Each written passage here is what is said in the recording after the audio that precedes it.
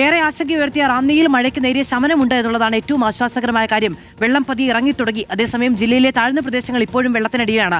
പമ്പാ നദിയിലും ജലനിരപ്പ് ഉയർന്നു തന്നെ നിൽക്കുകയാണ്. പ്രവീൺ പുരുഷോത്തമൻ വിവരങ്ങളുമായി നമ്മളോടൊപ്പം ചേരുകയാണ്. പ്രവീൺ, നമ്മളിപ്പോൾ സ്ക്രീനിൽ പ്രേക്ഷകരെ കാണിക്കുന്ന ഈ ആകാശ ദൃശ്യങ്ങളിൽ നിന്ന് തന്നെ വ്യക്തമാണ് ഏറ്റവും വലിയ പ്രശ്നമുണ്ടായത് റാന്നിയിലാണ്. അവിടെ മഴ ശമിക്കുന്നു എന്നുള്ളതാണ് ഒരു ആശ്വാസകരമായ കാര്യം.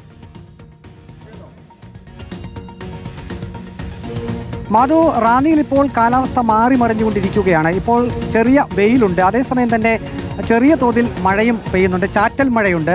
മഴ ശക്തിപ്പെടുകയാണെങ്കിലാണ് ഇനി ആശങ്കയ്ക്ക് സാഹചര്യമുള്ളത്. രാവിലെ ഈ കാണുന്ന രീതിയിലായിരുന്നു വെള്ളം കയറിയിരുന്നത്. ഇപ്പോൾ നമുക്ക് നോക്കുമ്പോൾ വെള്ളം അല്പം ഇറങ്ങിയിട്ടുണ്ട്. പക്ഷേ എന്നാലും ആശങ്ക ഒഴിവായിട്ടില്ല.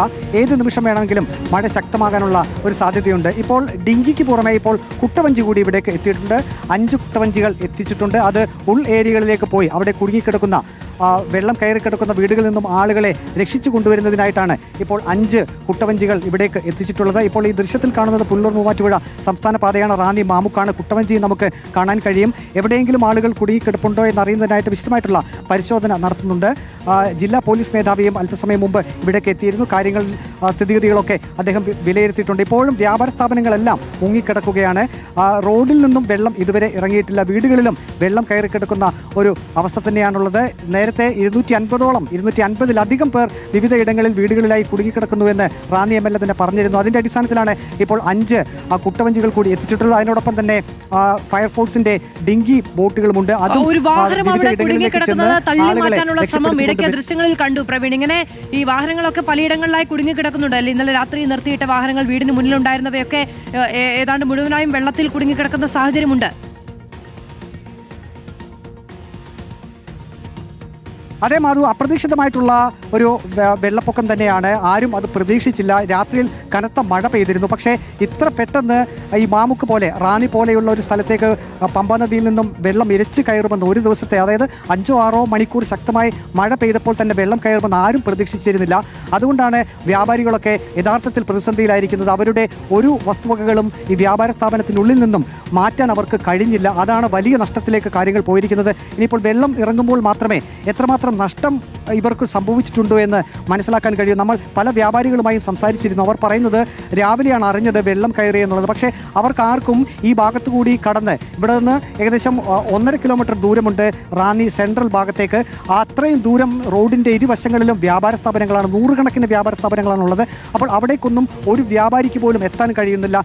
എന്തൊക്കെ നഷ്ടമുണ്ടായെന്ന് അവർക്ക് വിലയിരുത്താൻ കഴിയുന്നില്ല. ഇനി ഒരു പക്ഷേ വെള്ളം ഇറങ്ങി കഴിയുമ്പോഴായിരിക്കും ഈ ഒരു നാശത്തിൻ്റെ തോത് നമുക്ക് മനസ്സിലാകുക. ഇപ്പോഴും നമുക്ക് ദൃശ്യത്തിൽ കാണാം, കുട്ടവഞ്ചിയിൽ കിട്ടിയ സാധന സാമഗ്രികളുമായൊക്കെ ആളുകൾ മറുഭാഗത്തേക്ക് പോകുന്നുണ്ട്.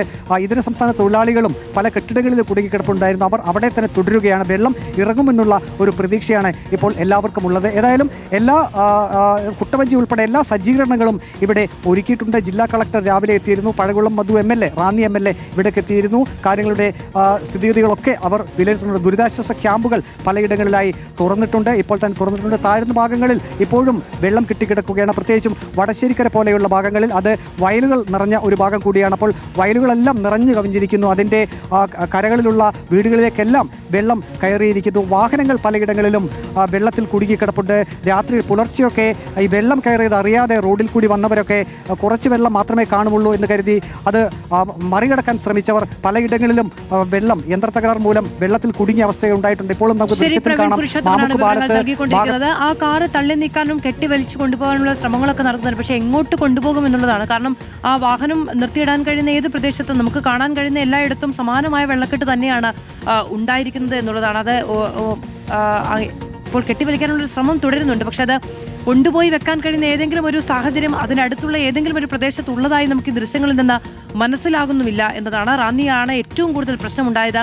ഇന്നലെ രാത്രി മുഴുവൻ നീണ്ട മഴയാണ് ഇത്രയും വലിയ വെള്ളക്കെട്ടിന് കാരണമായിരിക്കുന്നത്. റാന്നിയിൽ നിന്നുള്ള വെള്ളമാണ് പമ്പാ നദിയിലേക്ക് അടക്കം ഒഴുകി പോവുകയും പമ്പാ നദിയിൽ ജലനിരപ്പ് ഉയർന്ന ആറന്മുള അടക്കമുള്ള പ്രദേശങ്ങളിൽ വലിയ പ്രശ്നമായി തീരുകയും ചെയ്യുന്ന സാഹചര്യം ഉള്ളത്.